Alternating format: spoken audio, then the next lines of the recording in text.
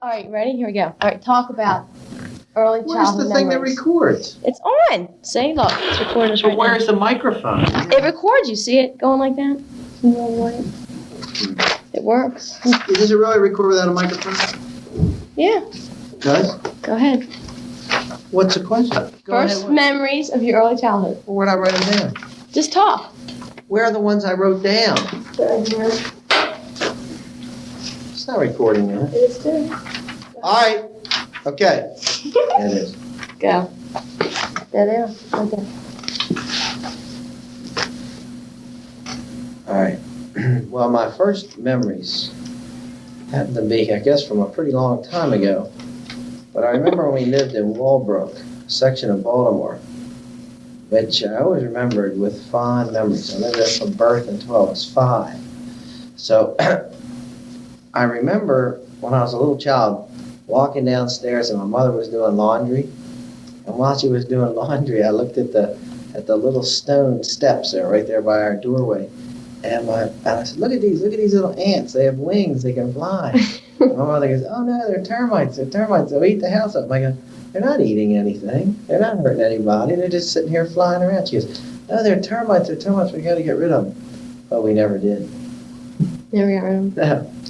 No. I remember one time I went out with my sister, and at the end of our street used to be a big woods, and a railroad track used to go by there. My parents always used to say, don't go down there because they're bums that hang out there. And there were all these old drunken men that would sleep down on the railroads and tracks and everything. So we never went in there. And one time we disobeyed my mother and went down there. Went way back in there, and I had one of those little nylon snowsuits on, and I fell in this hole. There were always people digging holes, like big square holes in the earth, and they'd fill with rainwater, and I fell in there, and I remember I got covered with mud. So if I went back home, my mother would know that my sister and I had been down in the woods in this mud, and then she would punish us. So we went. Telephone call for Barbara Landy. Phone call for Barbara Landy on the private line. So we went and got little pieces of paper out of the gutter, and then we wiped off my snowsuit to get the mud off so my mother wouldn't know. But she found out anyway. Too much trouble. Yeah. I remember wiping the snowsuits when you walk, they go, and I've never liked anything nylon ever since then. Because you walk on, you go, and then when you get covered with mud, they'd scratch. They go, I hated that. I remember laying in bed at night listening to the train go by at 10 o'clock at night, and it would sound so loud, it seemed like it would shake the house. And I remember thinking I'd always want to ride on that train and go somewhere really neat and exciting. But I didn't. And I also remember it always when my mother would say that, wish you may, wish you might, first star I see tonight, and I wish I have the wish tonight and all that stuff. We'd make us a little wish, and I'd always wish that when I woke up in the morning, outside behind our house, there used to be some open country, and that's where they used to have victory gardens for World War I and World War II, and they would grow vegetables there to help win the war effort. And I remember there were always gardens out there stuff, and I always wanted to wake up in the morning and want to see a pony out there tied up to this tree. And I would wish that wish you may, wish you might stuff until I got sick of it, because it never was true. Anyway, I never got the pony. I also remember when I used to go put all my toys underneath my bed. I remember one time we used to have these little chickens you get at Easter time, those little stuffed chickens, and they were little like made out of wool.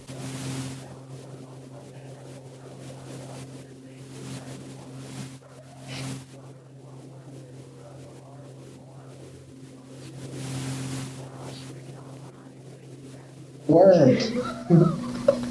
Right. And I remember there used to be an Irish setter up the street. It was the neatest dog. And I remember I could reach up and hug him right around the neck. He was so tall. And I remember I'd bring him in the house and let him run all through the house. And then I'd make him go outside. One time he went in and he grabbed onto the lace tablecloth. He started pulling it, so I started encouraging him. Like, pull it. He pulled it, and he pulled this great big glass swan vase off the dining room table and smashed it. And it had been my great-grandmother's. And my mother was mad about it. I thought it was fun. And what else? Oh, my sister one time threw my little pistol out of the window and broke it. And I ran and told my father to fix it, and he said he was too busy, so I yelled at him until he fixed it. I remember that. I remember one time dancing downstairs around the radio, and we danced to a little song. And Greg Siebold and Adam Berman report to Mrs. Wright's room. Greg Siebold and Adam Berman report to Mrs. Wright's room. I remember, What? But the song. What was I it? remember dancing. We were dancing, and I remember thinking, you got to dance, right when they say so, or else you never get a chance. But I remember thinking, just one dance, but they wouldn't do it. But I also remember my father. I remember he used to sit in his bed and listen to the radio. My sister used to turn on these all black stations, which were it was like pre-rock and roll. And we used to sit there and listen to them and dance in the bed. And then my father came and told us to turn it off. And then he sat there and threw out all his old ties because he said ties were getting skinnier. And he didn't need these big ties anymore. I remember his big pile of ties he threw out. I thought they were really pretty, all silk ties. What else? I remember going to kindergarten, walking to kindergarten. I thought it was the greatest neighborhood. You walk out, and it was all row houses. It was just a sea of kids there in that neighborhood. And if you don't want to play with somebody, play with somebody else. There were so many kids to play with, it didn't matter. I remember walking to kindergarten with my sister and everything. I thought it was so nice. And we were in a basement of old number 53 school, which has since been torn down. Is your sister older? Or 3 years old. And I remember sitting in there, and we had a fireplace in the basement where the kindergarten was. They had a little fireplace. They also had like a little fish pond inside the building because it was in the basement. We had goldfish in there. We used to throw food in there too. And then on the way home, there was an old food store, corner food store, and we go there and buy candy. There was like a couple pennies, you get a bunch of candy, and we chew it on the way home. And then I remember I had a dog, Spunky. There was a black cocker spaniel. I used to play with him. And I went out one day, and he got out of the yard. So I rode all over Baltimore with my mother looking for him. And we were real depressed because we knew we'd never find him. And we were riding out. I looked around, there he was up in this alley. I said, stop. She went around, went up, and we got him. I like that dog. All right, that's it. That's all I'm doing. That's all you're going to do today? Yeah, right now, yeah. That's all I got time for. Okay. Okay, right, I'm recording you now. Thanks. Okay, yeah. All right, 9:17, go ahead. Well, I remember when I was in 6th grade, and I would have been 11. Remember I was running in the woods, and we were running through the woods, and I jumped across a log, and I slipped on a vine, and I fell, and then I got up. Something fell wet, and I looked down at my arm. On the underside of it was split open. I'd fallen on a rock. You still having that score? And it was all I know what you're talking about. Was there? That's it? See that score? Yep, I remember. And it hit, and then all the muscles and everything were hanging out. And they look real white. They look like potatoes or something. They're all chopped in half. So I pushed them back into place. Then I pushed my jacket down into the hole, and then I ran home. And my mother was home because it was a Saturday. Rachel, you have a phone call on 75. Rachel Johnson, you have a phone call on 75. It's all day long. Damn, how they go get the people? So anyway, this fella ran home. He said, Miss Huffman, Johnny hurt his arm.